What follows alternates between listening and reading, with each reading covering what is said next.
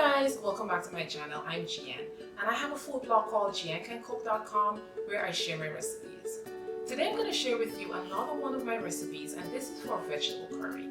Now, curry originates in Asia, but there are many versions around the world, including in Guyana and the West Indies. What I love about this particular dish is that it's packed full of vegetables. It has a nice, sweet, rich coconutty broth, and the best part is everyone can enjoy it because it's vegan. I have to admit, I'm pretty biased because curry is easily one of my favorite dishes. And I can't wait to share this recipe with you guys, so stay tuned and I'll show you exactly how easy it is to make the best vegetable curry. For this recipe, I'm using sweet potato, canned chickpeas, zucchini, and spinach. I've cut the sweet potatoes into small cubes so they can cook relatively fast. This is the combination of vegetables I'm using, but you can easily interchange the vegetables. I've even used pumpkin in place of sweet potatoes. Next, I'm going to make the curry paste, and this is super easy. All you need is curry powder, jeera or cumin, water, crushed ginger, crushed garlic, and green seasoning. I already have a recipe on my channel for the green seasoning, and I am going to link it below, so be sure to head on over and check that video out as well. Now I'm going to add oil to a pot, and you guys, this is my new cast iron pot that I share with you over on Instagram, and it's super affordable. I'm going to leave the link to this pot in the description box below. Now that the oil is hot, I'm going to add the curry paste to the oil and allow it to fry for about 10 minutes while stirring occasionally. I'm just stirring it to make sure that the curry paste is evenly distributed, and you want the fire to be on about a medium just to make sure that it doesn't burn. Now I'm going to add finely diced onion, thyme, and a wee wee pepper.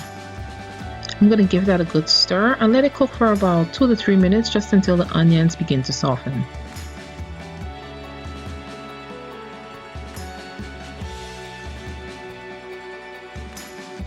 I'm going to add coconut milk and vegetable stock, and you guys, I use these jars to use any extra coconut milk that I may have left over. Now I'm going to give it a good stir, and I'm just stirring it to kind of loosen up those brown bits at the bottom of the pot, and it's going to incorporate into the sauce, and it's going to be so delicious.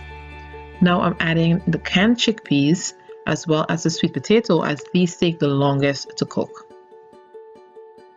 I'm going to let this cook for about 15 minutes before adding the zucchini and the spinach, since those take a lot less time to cook.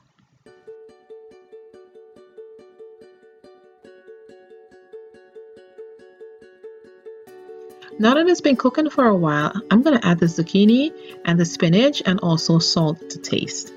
Give it a good stir, and then I'm going to cover it down and let it simmer on medium to medium low for about an additional 15 to 20 minutes.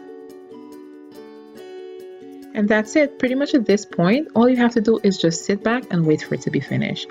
Now, this is a great meatless meal to incorporate into your menu. It's absolutely delicious. My kids love it. We all love it in the household. It's simple enough that it can be made on a weeknight. It doesn't take a lot of time, and it's very, very versatile. The coconut milk makes this dish rich and creamy and absolutely delicious, and it's so great when served with rice.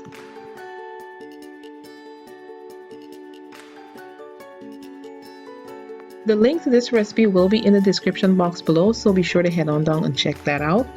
Head on over to my blog, giancancook.com, where I share recipes just like this, and be sure to follow along on Instagram at giancancook.com.